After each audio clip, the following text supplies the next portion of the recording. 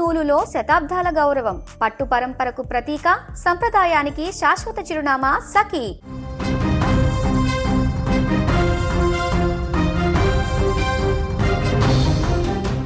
మహారాష్ట్రలోని పర్భాని జిల్లాలో ఘోర ప్రమాదం చోటు చేసుకుంది. భక్తులంతా కూడా హనుమాన్ ఆలయంలో పూజలు చేసుకుంటున్న సందర్భంలో ఒక్కసారిగా కూలినటువంటి మండపం స్లాబ్ అక్కడ ఇప్పటికే నలుగురిని మృతి చెందేలా చేసినట్టు కనపడుతుంది.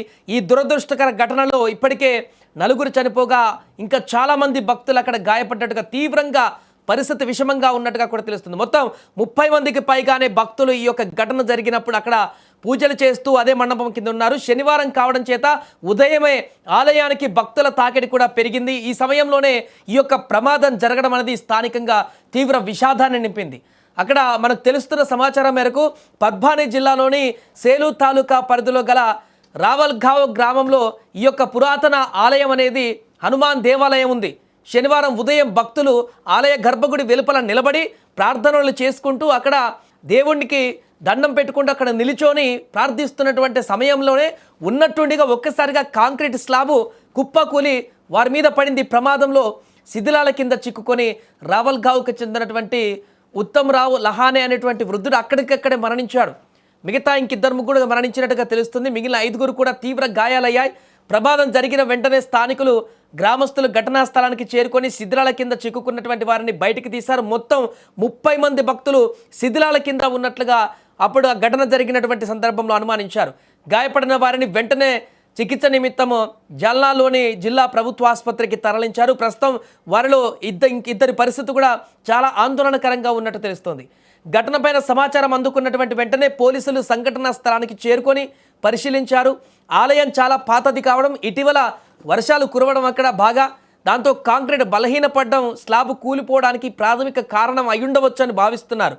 పోలీసులు ఈ ఘటనపైన కేసు నమోదు చేసుకొని ఇప్పుడు దర్యాప్తు అయితే చేస్తున్నారు. కానీ ఒక్కసారిగా ఈ యొక్క ఘటన ఇప్పుడు దేశవ్యాప్తంగా సంచలనంగా మారింది. ఎందుకంటే ఆ విజువల్స్ మనం చూస్తున్నాము. ఆ గుడిలో సీసీ కెమెరా ఫుటేజ్లో చూడండి ఎంత ప్రశాంతంగా భక్తులు అక్కడ దేవుడికి దండం పెట్టుకుంటూ అక్కడ నిలబడి అక్కడ వారి యొక్క కోరికలు కోరుకోవడం కోసము అక్కడ ఉన్నటువంటి పూజారితో సహా అందరూ నిలబడి దేవుణ్ణి ప్రార్థించుకుంటూ వారికి ప్రశాంతమైనటువంటి వాతావరణంలో వారు ఉన్నటువంటి సందర్భంలో ఈ యొక్క ఊహించని విపత్తు ఒక్కసారిగా అక్కడ కుప్ప కూలిపోయింది.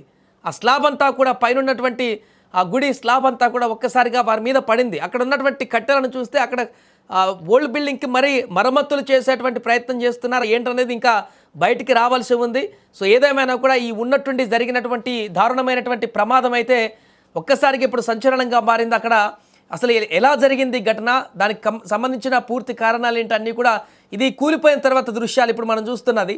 అంతకుముందు ఉన్నటువంటిది కూలిపోక ముందు చూసాం, ఇది కూలిపోయిన తర్వాత ఒక్కసారిగా మొత్తం కూడా ఎంటీగా కనిపిస్తుంది. ఉన్న పైన ఉన్నటువంటి మండపం అంతా కూడా ఖాళీగా కనిపిస్తూ పిల్లర్లు మాత్రమే కనిపిస్తున్న సిచ్యువేషన్ మనం చూస్తున్నాం. చూడండి ఎంత దారుణమైనటువంటి పరిస్థితి ఏర్పడిందో ఆ ప్రమాదం తర్వాత. అక్కడికి వచ్చినటువంటి భక్తులు, స్థానికులు, గ్రామస్తులు అందరూ ఈ ఘటన తర్వాత ఒక్కసారిగా పరిగెత్తుకుంటూ అక్కడికి వచ్చారు. ఏం జరిగిందని ఆందోళనతోటి, భయంతో తమకు తెలిసిన వారు, వారికి బంధువులు, మిగతా వారందరూ కూడా గుడికి వచ్చిన వారు, బయట నుంచి ఈ విషయం తెలుసుకున్న వాళ్ళు పరిగెత్తుకుంటూ వచ్చి మా వాళ్ళకి ఏమన్నా అయిందా అని చెప్పేసి వచ్చి అక్కడ ఘటనను చూసి ఒక్కసారిగా దిగ్భ్రాంతికి గురైనటువంటి పరిస్థితి. ఇంత దారుణమైనటువంటి ఘటన ఈ మధ్యలో ఎప్పుడు చూడలేదంటే అక్కడికి వచ్చిన భక్తులు కానీ గ్రామస్తులు కానీ చెప్తున్నారు. ఏదేమైనా సీసీ కెమెరా ఫుటేజ్లో కూడా రికార్డ్ అయినటువంటి ఘటనకు తాలూకు దృశ్యాలు అయితే ఇప్పుడు సోషల్ మీడియాలో వైరల్గా మారుతున్నాయి.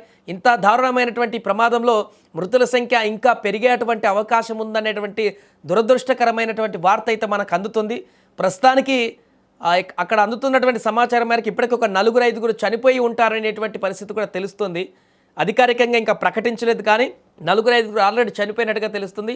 ఇంకా చాలామంది, ఎందుకంటే పెద్ద పెద్ద స్లాబ్ అంటే సిమెంట్ మనకు తెలిసిందే, పైనుంచి అది ఒక్కసారిగా భక్తుల మీద పడితే ఎంత దారుణమైనటువంటి, భక్తులనే కాదు ఎక్కడ ఏ బిల్డింగ్లోనైనా కూడా స్లాబ్ ఉన్నట్టుగా అక్కడ కింద ఉన్నటువంటి మనుషుల మీద పడితే ఆ పరిస్థితి ఎంత దారుణంగా ఉంటుందో మనం ఊహించుకోవచ్చు. ఇప్పుడు జరిగింది కూడా అదే. కాబట్టి ఆ దేవుడి దయ వల్ల అందులో గాయపడ్డటువంటి వారు, లేకుంటే పరిస్థితి విషమించినటువంటి వారందరూ కూడా సేఫ్గా ప్రాణాలతో బయటపడేటువంటి ప్రయత్నం అయితే వారికి చేయాలని కోరుకుందాం.